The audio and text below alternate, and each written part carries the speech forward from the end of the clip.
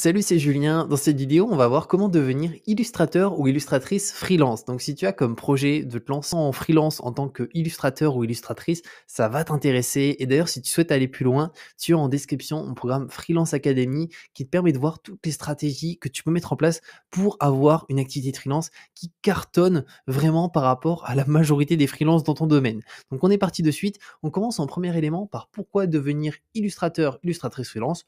Ensuite, on verra que faut-il maîtriser pour le devenir? Et en dernier point, par où commencer? Donc pourquoi devenir illustrateur, illustratrice freelance? Alors on a 5 raisons principalement. La première, c'est que c'est un métier qui est créatif. Et l'illustration, c'est une forme d'art qui permet de créer des images originales et esthétiques. Donc si tu aimes vraiment ça et que tu es quelqu'un de créatif, c'est plutôt intéressant. Et au-delà de ça, si tu aimes trouver de nouvelles façons de communiquer avec les gens, notamment pour expliquer des choses, eh ben, c'est un hyper bon point de travailler dans l'illustration. Parce qu'au niveau des clients, bah, l'idée, c'est d'utiliser l'illustration pour communiquer. Donc, il faut vraiment que, bah, tu sois créatif à ce niveau-là. Ensuite, en deuxième élément, c'est que c'est un métier qui est polyvalent parce que les illustrateurs, illustratrices, ils travaillent dans de nombreux domaines différents. Donc, ça peut être l'édition, de la publicité, du marketing et bien d'autres domaines. En troisième point, c'est que c'est un métier qui peut être réalisé depuis n'importe où. Donc là, je t'ai mis des exemples et il y a pas mal d'illustrateurs d'ailleurs qui sont, comme je t'ai mis ici, Mexique, Bali, Japon. Et ça, c'est un avantage si tu souhaites vraiment préserver ta liberté géographique. Imaginons, aujourd'hui, tu es très, très bien en France, mais tu te dis: «Bah, tiens, peut-être dans 3 ans, j'aimerais, partir travailler 1 an, depuis, on va dire, allez, le Mexique, à Tulum», où il y a beaucoup d'illustrateurs d'ailleurs. Et bah, c'est quelque chose, qui est possible parce que, bah, tes clients, tu peux travailler à distance. Donc c'est un avantage qui est assez important aujourd'hui. Ensuite, en quatrième élément, c'est que c'est un métier qui est en demande. Donc il y a actuellement une forte demande pour les illustrateurs et illustratrices et cette demande, elle devrait continuer à croître dans les années à venir parce que, l'édition se développe de plus en plus. Au-delà de ça, même dans le métier, de la publicité, du marketing, on utilise de plus en plus l'illustration. Donc ça, c'est un bon point. Et en cinquième élément, c'est un métier qui offre de bonnes rémunérations. Donc en moyenne, le TGM minimum, il est autour des 200 € donc par jour, donc c'est une rémunération qui peut être intéressante. Après, on peut avoir vraiment beaucoup, beaucoup plus si on utilise des bonnes stratégies, qu'on crée une offre irrésistible pour ses prospects, il y a vraiment moyen d'aller beaucoup, beaucoup plus haut que, ce minimum de 200 € par jour. Maintenant, on passe à que faut-il maîtriser pour devenir illustrateur, illustratrice freelance? Alors là, on a plusieurs points, 5 points, 6 points principalement. Premier élément, maîtriser des techniques de dessin et de peinture. Donc ça, c'est hyper important lorsqu'on est illustrateur, illustratrice, c'est vraiment de maîtriser, des techniques de base, aussi des techniques un peu plus évoluées. Donc il est essentiel de savoir utiliser les différentes techniques de dessin et de peinture pour créer des illustrations de qualité. En deuxième point, c'est la créativité, qui est hyper importante. Donc pour le coup, l'illustration est avant tout une forme d'art. Il est donc important d'avoir une bonne créativité et de savoir trouver des nouvelles façons de communiquer avec les gens. Parce qu'encore une fois, on se sert de l'illustration pour communiquer et pas l'inverse. Et en troisième point, c'est le sens de l'esthétique qui va au-delà de la créativité. C'est que l'illustration, c'est avant tout une question d'apparence. Il est donc important d'avoir un bon sens de l'esthétique et de savoir créer des illustrations qui soient esthétiquement agréables. En quatrième point, une connaissance des logiciels de dessin et de retouche d'images, donc comme Adobe Illustrator et Photoshop, qui peuvent aider à créer et à retoucher des illustrations de manière efficace. Donc à ce niveau-là, il faut aussi apprendre ces logiciels. Bah, Photoshop, Illustrator, on pourra avoir XD aussi, mais c'est moins pour l'illustration, mais vraiment pour l'illustration, Photoshop et Illustrator, c'est des incontournables.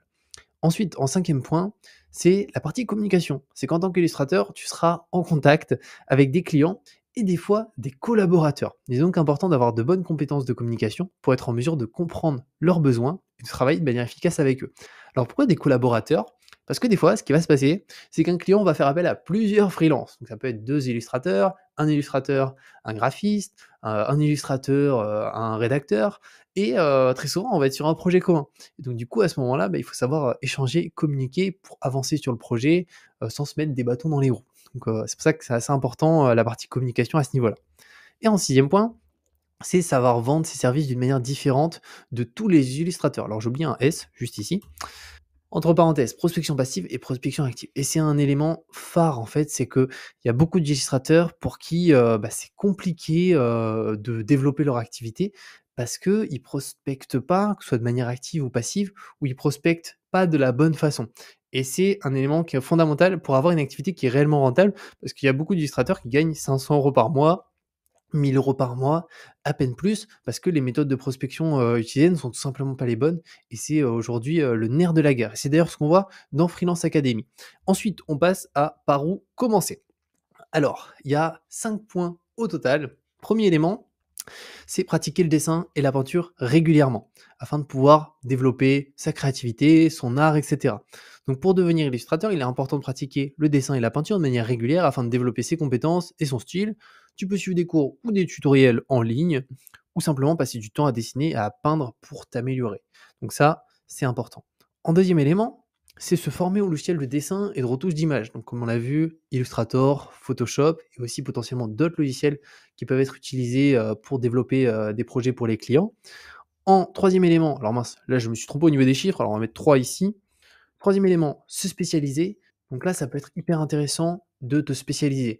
Donc, être juste illustrateur, en fait, ça reste un peu trop large, ce qui fait que ça va être compliqué de pratiquer des prix élevés parce que tu ne seras pas spécialisé. C'est un petit peu comme quand on va, imaginons, chez, le médecin, on va vouloir tendance à aller directement chez, un spécialiste si on sait qu'on a un problème spécifique, plutôt qu'aller chez le médecin généraliste qui lui, risque juste de nous réorienter vers un spécialiste.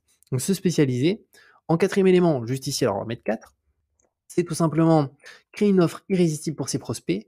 C'est-à-dire qu'il ne faut pas juste se baser sur un TJM et se dire: «Bah tiens, bah moi, peu importe ce qu'on me demande, mon tarif, c'est 200 € par jour». Il ne faut pas faire ça parce qu'en fait, on va être très, très limité à ce niveau-là et surtout, on peut vraiment faire beaucoup plus d'argent et on va se le dire, on peut faire beaucoup plus d'argent en ayant une offre irrésistible. Une offre irrésistible, c'est une offre en fait qu'un prospect ne pourra pas refuser. Que ce soit un prospect qu'on a eu grâce à notre prospection, passive ou active, ça sera une offre qui sera très spécifique à ce prospect et qui lui permettra d'y voir vraiment hyper clair et de se dire: «Bah tiens, ça répond parfaitement à mes besoins, je peux pas refuser cette offre, sinon vraiment c'est que je suis bête». Et à ce niveau-là, il y a des méthodes pour créer une offre irrésistible et c'est ça qui fait vraiment la différence dans une activité de freelance aussi à ce niveau-là. C'est qu'au-delà de la prospection, c'est la proposition de son offre.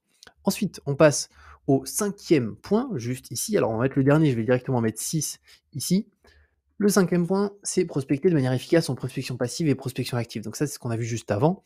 Et en sixième élément, fidéliser ses clients tout en augmentant ses prix. Donc fidéliser ses clients, c'est assez simple de manière générale, ça se base sur, finalement rendre les projets à temps, voire en avance, faire un travail de qualité. Après on a aussi d'autres éléments qui peuvent permettre de fidéliser les clients et pour l'augmentation des prix, là pareil, il y a certaines strates qu'on peut mettre en place pour augmenter les prix au fur et à mesure. Alors on va pas doubler les prix d'un client, mais petit à petit, on peut augmenter légèrement les prix sans que le client, crie au secours: Là, les prix ont augmenté de 20. Non, non, il y a vraiment des stratégies pour augmenter légèrement petit à petit. Donc voilà par rapport à ces différents éléments. Donc on a vu le par où commencer juste ici. Au-dessus, on a vu que faut-il maîtriser pour devenir illustrateur, illustratrice freelance. Et en premier élément, pourquoi devenir illustrateur, illustratrice freelance. Donc j'espère que ça t'a plu. N'hésite pas si tu as la moindre question à la poser dans les commentaires, comme ça, je pourrais te répondre. Dès que j'ai un petit moment, je te répondrai à ton commentaire, même si c'est une question un peu longue et tout, j'essaierai, d'y répondre, directement. Comme je t'ai dit, je te mets le programme Freelance Academy en description si tu souhaites vraiment aller plus loin et faire en sorte d'avoir une activité freelance qui est vraiment rentable et qui fonctionne très, très bien et je te dis à très bientôt pour de nouvelles vidéos.